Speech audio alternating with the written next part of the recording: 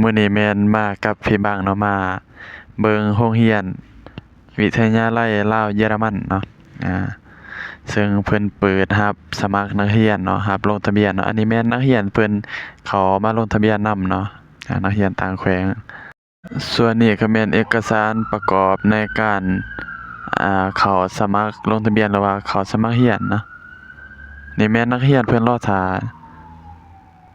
และนี่เนาะแม่นภาควิชากลจักรโรงงานมันจะมีอยู่3สาขาดังนี้ทุกคน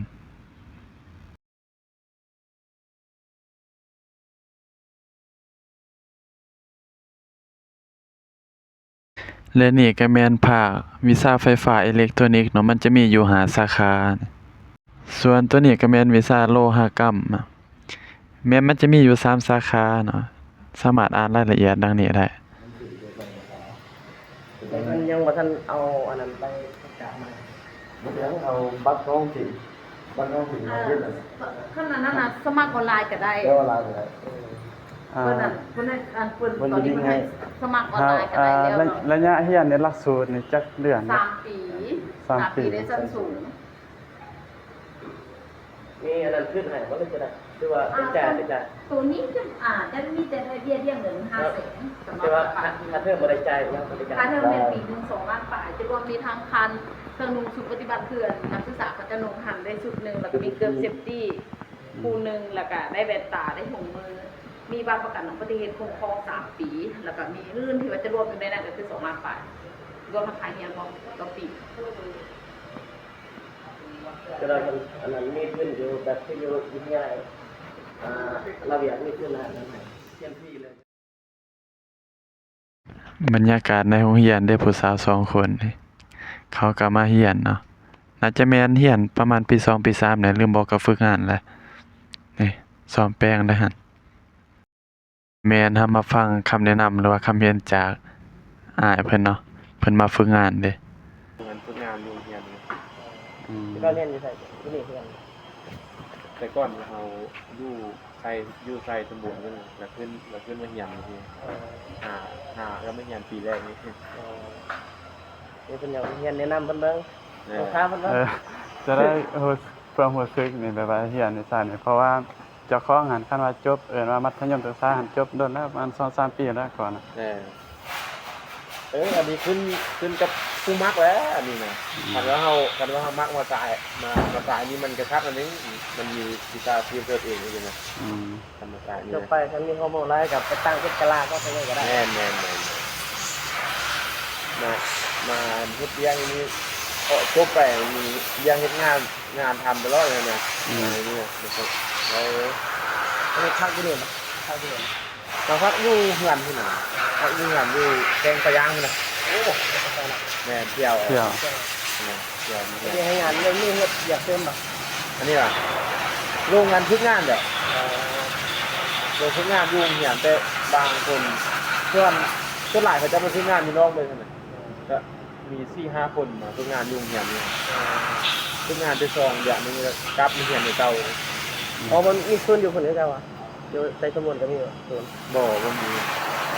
เขาเป็นทหารนะเขาขึ้นมาเฮียนต่อเอง อืม ขึ้นมาเฮียนต่อ3 ปี เอาใจกันสร้างเนาะก็เลยไปเรียน แม่นๆเยอะ ก็ดีนะ ๆแหม แล้วก็มันเฮ็ดเวียกอันอื่นมันบ่มีข้อมูลติดตัวแล้วมันยากคือกันนี่ จบไปก็กันเฮ็ดกันไปเฮียน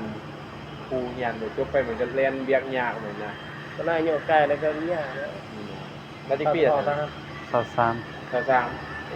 สาวเขาเปิด โอเค ว่าก็ยังไงนี่30แล้วเนี่ย เออ ก็อยากที่จะเป็นทหารเขาบอกแนะนำเป็นทหารน่ะผู้อยู่นครหลวง เรียนจบแล้วนะจบไซโคกำลังเรียนเลยในชั้นกลาง อันนี้มานะ ไซโปรแกรม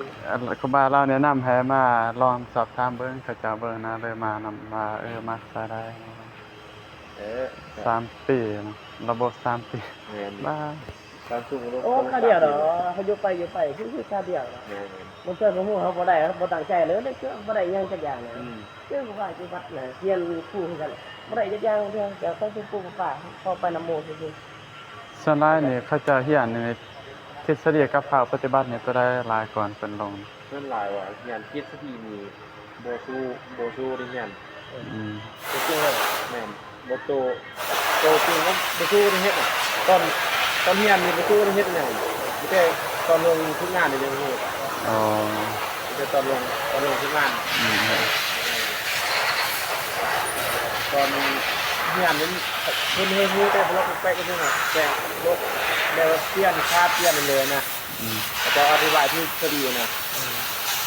คันได้เก่งแค่เขาลงตัวจริงนี่อืม ตัวจริงเอาพระอาจารย์มาเต้ไทย มันจะแตะนี่แตะร้าน มาแต่ใต้มันน่ะ นะครับอายุเยอะที่หาปีแล้ว6 ปีตอนพันเก่าแล้ววันจบมีเงินเพิ่มไอ้ที่ไปประกันประกันมีน้องคนนึงน้องอ่ะน้องห้าหลาบอกคนมาเฮียนก็ยังค่าดำนาสิชาติบอกคนมาเฮียนนำกันนั่นแหละเฮ็ดคนมาเฮียนขับรถคนมาเฮียนขับรถ โอ้ คนมาเฮียนนี่ก็ มาหัวนี้ก็ดีเลย ดีร้ายว่า อันนั้นไม่เงี้ยดีอะไรเด้อ อันนี้เนี่ยยังรู้สึกว่าพิจารณาก่อน พิจารณา อืมพิ มา จาร เงี้ย ณาก่อน มาเงี้ยนี่มันขึ้นกับเฮาเลยคันเอาตั้งใจกับเฮาจ มั ริ ก ง ตัวใดเลยก็จับได้จับเจ้าของมักตัวใดก็แล้วก็ได้ก็มักคนแล้ว แม่นพอจะนี่มันมี ตอ ห น ลาย แรกมันก็ติดทันแล้วคันเนี่ยเขามัก แม่นเพราะที่นี่มันมีหลายสายเลือก อืม ที่เลือกเฮียนเนี่ยดิเฮียนไฟฟ้าเฮียนกรมจักรเฮียนเนี่ยอันนี้รถยนต์อันนี้มันเองรถยนต์อันนี้แบบแปลงรถอันนี้นะ เราเฮียนจากปีนึงบ่ไปมากก็ออกนี่เขารู้สึกว่ามันยากเนี่ยหลายบ่ โอ้ เฮีย ส น บายเ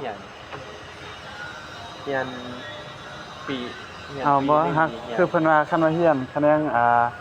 สร้างรถยนต์นี่แม่นต้องได้เสียงบ่คั่นน่ะ เด็กเสียง แม่นสิง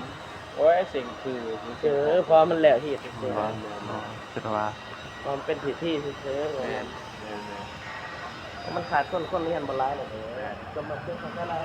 ให้มันอย่างก็ยี่สองจะเท่าที่ว่าตบแต่เนี่ยสารวัตรเนี่ยไม่ได้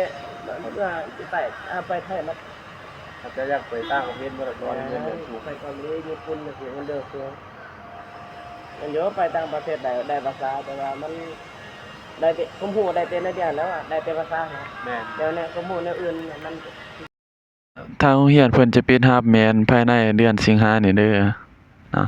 มันจะมีทุนแล้วก็เบี้ยเลี้ยงให้เนาะพอมีบอร์ดฝึกงานให้นะที่อยู่อาศัยให้ส่วนรายละเอียดแม่นสามารถติดต่อหรือว่าสอบถามทางเพจวิทยาลัยเทคนิคลาวเยอรมันได้